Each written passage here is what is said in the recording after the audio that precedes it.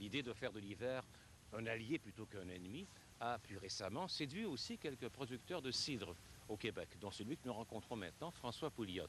Pour lui, un vrai cidre de glace doit être fait à partir de mou, ou mieux encore de pommes, qui ont gelé de façon naturelle, à l'extérieur, et idéalement sur l'arbre. Mais si les raisins restent accrochés à la vigne jusqu'à une vendange même tardive, les pommes ne tombent-elles pas des pommiers au premier gel? Pas toutes, semble-t-il.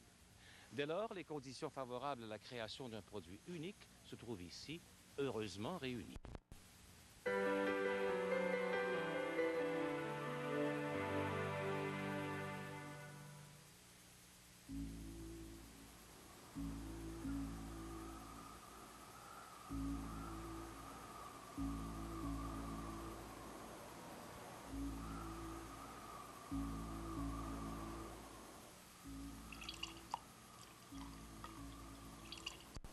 Je pense que le cidre de glace est appelé à prendre la relève ou même compléter ce que le sirop d'érable faisait, à être un produit typiquement du territoire québécois et être un ambassadeur du Québec à l'étranger.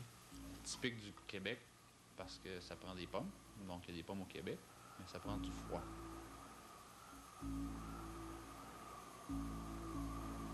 Janvier, loin sous zéro.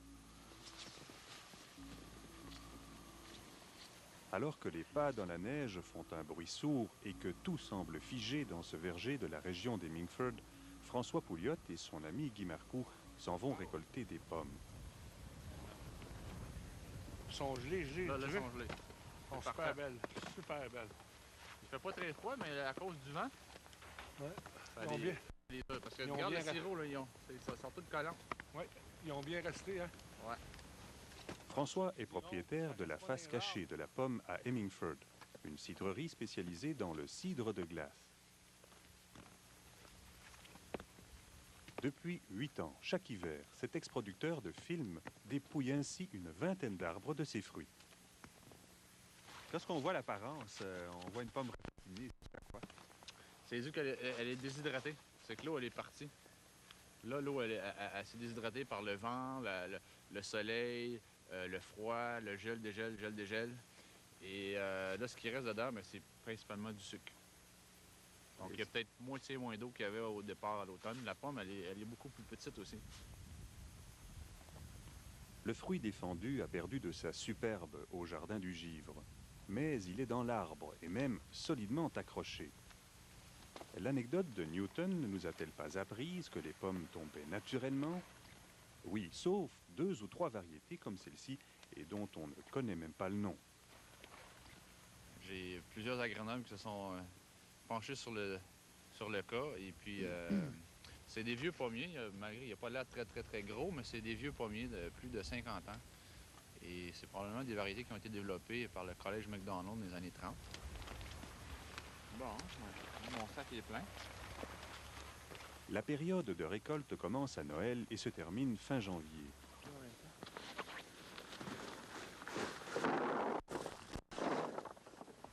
La pomme, dont les sucres sont très concentrés, ne gèle pas par des froids timides. Et quand le thermomètre retient son mercure, les cueilleurs se font plutôt rares. C'est dur d'avoir des cueilleurs. Vous réussissez à en trouver quand même? Ah oui. Il n'y a pas des milliers et des milliers de pommiers à cueillir, donc on a toujours des amis, la famille qui sont prêts à venir tenter l'expérience de cueillir des pommes l'hiver, parce que c'est assez inusité.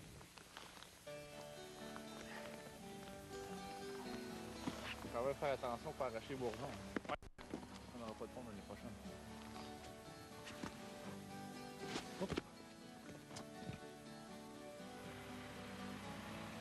De ces pommes, le cidriculteur produira un cidre appelé Frima. Comme les fruits ont mûri l'automne dernier, ils formeront le cidre de la cuvée 2001.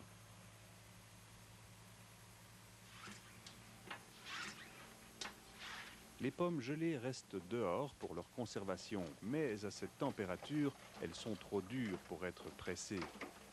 Sous les moins 5 degrés Celsius, elles pourraient endommager le pressoir. On les rentre donc 1 heure ou 2 avant le processus de pressage.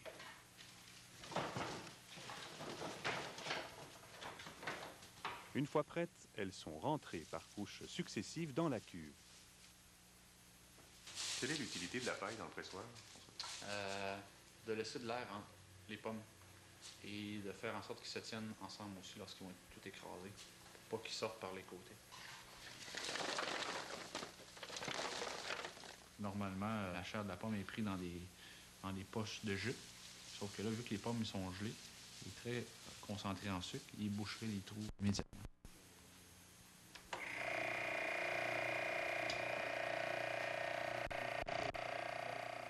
Les pommes gorgées de sucre libèrent enfin leur nectar. Le mou est épais et dégage déjà des arômes prononcés. Une cinquantaine de pommes sont nécessaires pour faire une bouteille d'un demi-litre de Frima.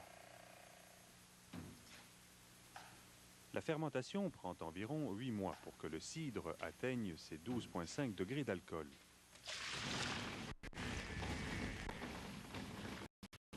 En 2002, la cidrerie produira quelques 2500 bouteilles de Frima. C'est peu si on compare ce chiffre à la production de 25 bouteilles de neige, l'autre cidre de glace de la face cachée de la pomme.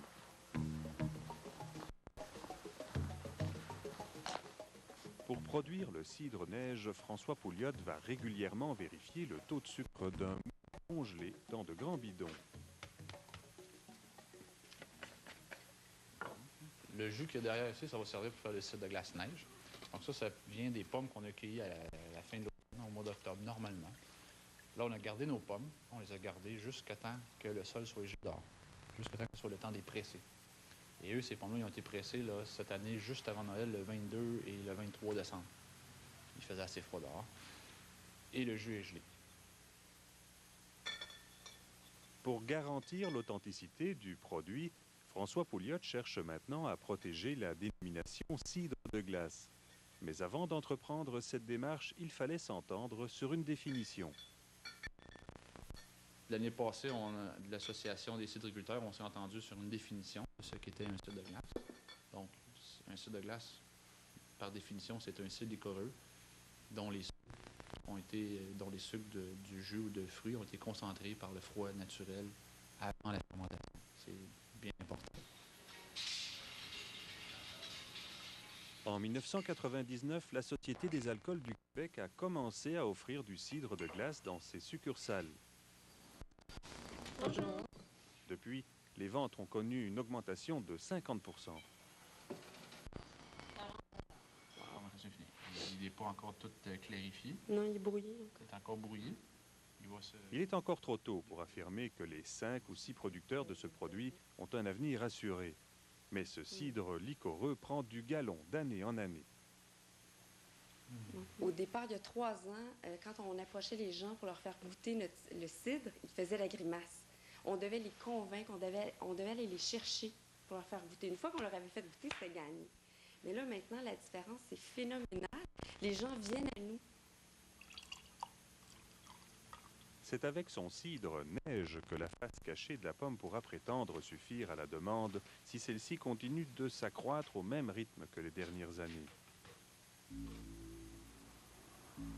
L'abondance de pommes destinées à la transformation sur le marché québécois est l'assurance pour lui d'un approvisionnement sans pépins. Le Frima, lui, reste le cadeau sur catalogue, un prétexte aussi à la cueillette blanche. Récolter des pommes givrées n'est pas seulement une curiosité, c'est également une provocation à l'hiver.